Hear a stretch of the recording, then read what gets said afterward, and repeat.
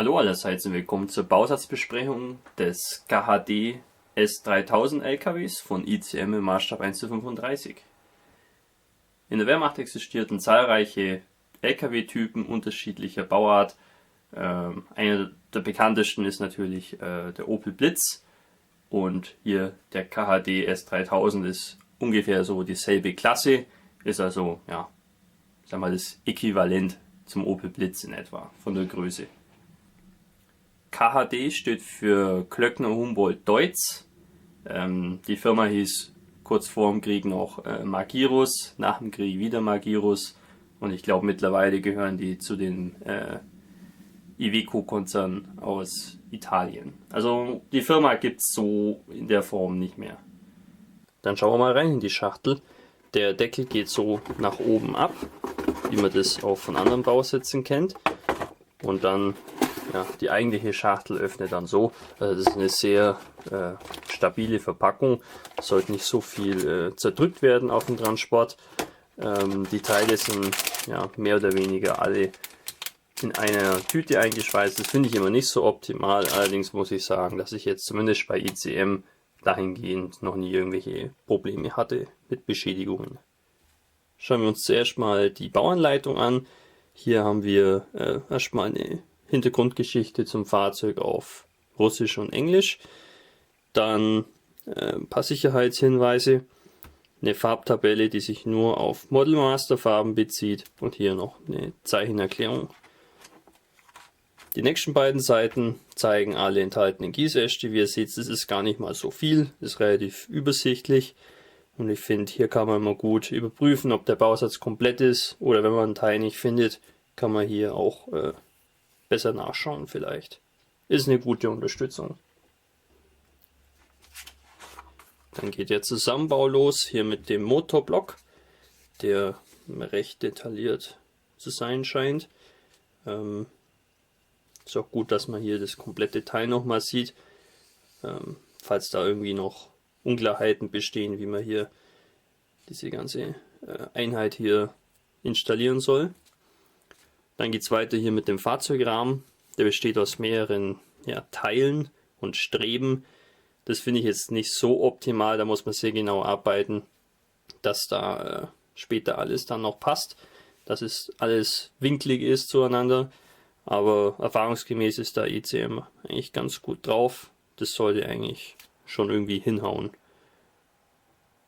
Ich würde dann auch empfehlen, die folgenden Schritte gleich im Anschluss durchzuführen, damit man dann auch tatsächlich sieht, dass es gut zusammenpasst, und wenn nicht, kann man die Teile vielleicht noch ein bisschen verrutschen. Ja. Federung für die Hinterachse, ja, Auspuffsystem. Also ich finde es sehr übersichtlich gestaltet, und es werden auch immer nur wenige Teile und Komponenten pro Bauschritt verbaut. Das ist natürlich sehr gut für die Übersichtlichkeit. Ja, die Reifen bestehen aus 3 Teilen jeweils, das ist in Ordnung. Ja, jetzt kommt hier schon langsam das Führerhaus. Ja, das sieht eigentlich ganz gut aus.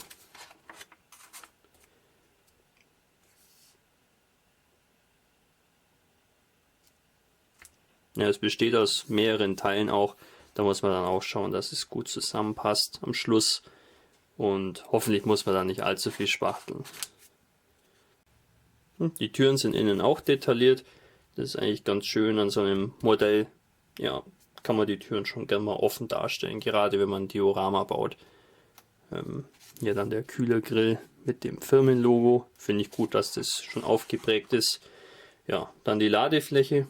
Das sind nicht so viele Teile. Ja, das sieht eigentlich ganz einfach aus. Dann kommt das Modell langsam zusammen. Hier noch ein paar kleinere Anbauteile wie Türgriffe oder auch der Winker, Außenspiegel, Scheinwerfer und so weiter. Sehr, sehr übersichtlich. Ich denke, da gibt es keine Probleme. Hier sehen wir dann das fertige Modell. Ist jetzt nicht wirklich notwendig, und dann kommen auch schon die Lackierungs- und Markierungsvarianten. Die sind ein bisschen undefiniert, das stört mich ein bisschen. Es sagt jetzt hier zum Beispiel bei der ersten Variante nur Russland, Sommer 41. Ja, was für eine Einheit es ist, wäre vielleicht ganz interessant zu wissen. Die zweite Version ist auch an der Ostfront 1941 in der Ukraine. Dann haben wir hier ein Fahrzeug 23. Panzerdivision Ukraine Sommer 1942 und die vierte Variante war in Frankreich 1944 hier mit einer zweifarbigen Tarnung. Alles in allem macht die Bauanleitung einen sehr soliden Eindruck. Ich denke, damit kommt man gut zurecht. Die Abbildungen sind auch recht groß, also brauchen wir da keine Lupe, um die Abbildungen da irgendwie zu dechiffrieren. Kommen wir nun zu den Teilen. Hier mal der erste Gießast mit der Fahrgastzelle, Türen und auch Motor. Teile sind recht sauber gegossen, also ich sehe hier keine Makel irgendwie, dass irgendwie Fischhäute da wären oder sonstiger Grat. Hier innen hat es ein paar Auswerfmarken an den Radläufen, aber ist nicht weiter tragisch. Ja, auch hier innen am Dach. Aber die sind zum Abschleifen, die muss man eigentlich nicht mal füllen. Sieht eigentlich ganz gut aus. Hier das Firmenlogo am Kühlergrill. Sehr scharf wiedergegeben, man kann es sogar lesen. Klöckner Deutz. Sind auch hier noch ein paar andere Kleinteile. Also das sieht schon sehr anständig aus. Hier finden sich diverse Kleinteile, die an den Rahmen gehören oder auch an den Achsen und auch für die Plane. Diese Stützstreben sind auch da.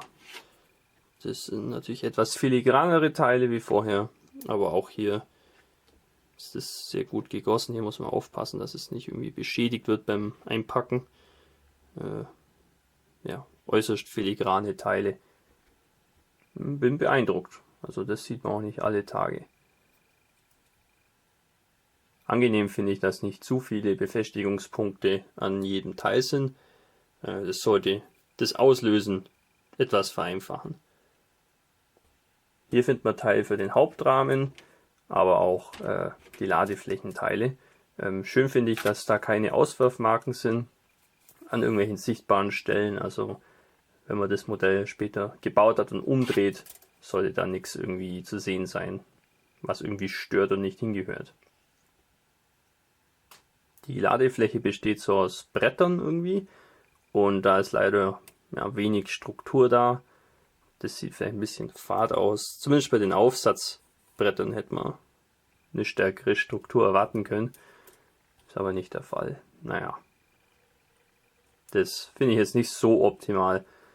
Aber man kann das mit einer Drahtbürste versuchen selber zu verkratzen und dann gleicht sich das wieder aus. Schauen wir uns noch den Rahmen an. Schöne Nietköpfe. Ja, auch die Federpakete sind recht scharf. Also Respekt ICM. Das sieht nicht billig und schäbig aus. Dann gibt es noch einen kleinen Gießast mit Fahrwerksteilen. Zum Beispiel Felgen, Federpaketen oder auch die Vorderachse. Auch hier kann ich eigentlich keine Probleme erkennen. Das sieht alles sehr durchdacht und sinnvoll arrangiert aus. Glassichtteile gibt es natürlich auch. Die fallen ein bisschen dick aus, aber das ist normal für Glassichtteile im Plastikspritzguss. Die sind einfach nie so dünn, wie eine Glasscheibe wirklich wäre. Ich denke aber, dass sich das ziemlich gut ausgleicht, weil da wird eigentlich wenig verzerrt. Das heißt, das sollte am Modell trotzdem ganz gut ausschauen. Es wird ja keiner hergehen und nachmessen, wie dünn die Scheibe ist. Dem Bausatz liegen insgesamt 8 Reifen bei. Die sind so aus Vinyl, also aus diesem Weichplastik. Das finden viele immer ein bisschen blöd, weil da die Farbe nicht so gut drauf hält. Oder im Laufe der Zeit auch die Weichmacher rausgehen und die Reifen dann spröde werden oder platzen oder auch auf dem Regalbrett kleben bleiben. Das sind alles so Nachteile, die mich jetzt nicht so stören, wo ich eigentlich nie Probleme habe, aber es gibt Leute, die sich da beschweren und dann wahrscheinlich irgendwelche Resinräder kaufen, um das zu ersetzen. Mich stört jetzt hier ein bisschen, dass es hier so ein bisschen Grat gibt und es lässt sich halt bei so weichen Teilen schlecht entfernen. Man kann es nicht wirklich schleifen und schneiden eigentlich auch nicht, es rupft dann eher. Also muss man vielleicht die Reifen so ein bisschen hindrehen und positionieren, dass man es nicht so sehr sieht. Das Reifenprofil ist ein bisschen schwammig, es könnte ein bisschen stärker ausfallen. Man kann aber auch behaupten, dass der LKW einfach schon mehrere tausend Kilometer an der Ostfront zurückgelegt hat. Da dürfen die Reifen dann auch mal ein bisschen abgewetzter ausschauen. Wie für Militärfahrzeuge typisch fällt der Abziehbilderbogen sehr klein aus. Das freut mich immer. Ich bin nicht so ein großer Abziehbildauftrag-Fan. ICM-Abziehbilder hatten ja immer den Ruf, unglaublich schlecht zu sein. Das ist mittlerweile nicht mehr so, Gott sei Dank. Die letzten Modelle von ICM, die ich gebaut habe, waren die Abziehbilder immer super. Also das schätze ich jetzt mal, wird hier auch wieder so sein. Ob das dann tatsächlich so ist, sehe ich dann erst, wenn es soweit ist, wenn ich sie dann benutzen muss. Gedruckt sind sie sauber. Mich stört hier nur, dass der Trägerfilm ziemlich groß ist, vor allem bei diesen taktischen Zeichen. Da werde ich vielleicht versuchen, das ein bisschen zu trimmen. Ich weiß jetzt nicht, ob ihr das so gut erkennen könnt. Vielleicht, wenn das Licht ein bisschen so drauf scheint. Ist auf jeden Fall nicht optimal, aber ich denke, die lassen sich gut verwenden. Wieder ein sehr schöner Bausatz von ICM. Den letzten Bausatz, den ich von denen gebaut habe, das war dieser französische Panzerwagen, der AMD 35. Das war großartig und ich möchte sagen, was das Bauen anging, mein Lieblingsmodell von 2015. Also denke ich mal, stehen die Chancen ganz gut, dass das Teil auch sich gut und spaßig bauen lässt. Der Bausatz schlägt so mit 35 € zu Buche. Das ist, ich sage mal, oberes Mittelfeld. Ich finde es gerade noch okay. In Anbetracht der, ich denke mal, doch Qualität von dem Bausatz gerade noch so angemessen. Die LKWs sind relativ groß, also ich sag mal so Größe von dem Panzer 3 in etwa. Die Teile, Anzahl ist jetzt nicht gerade unerheblich, also es geht noch. Für den Bausatz habe ich auch schon einen Plan. Ich werde da in Kürze anfangen, den zu bauen. Der LKW wird von dem Panzer 3 abgeschleppt während der Schlammperiode in Russland. Sowas würde mich mal reizen zu bauen. Und der LKW ist halt nicht so der typische Opel Blitz, ist halt mal was anderes. Sieht ein bisschen anders aus. Ist auch ein Fahrzeug, was vielleicht nicht jeder kennt. Ich hoffe, euch hat die Bausatzvorstellung gefallen und wir sehen uns wieder im nächsten Video. Euer Hamika Barkas.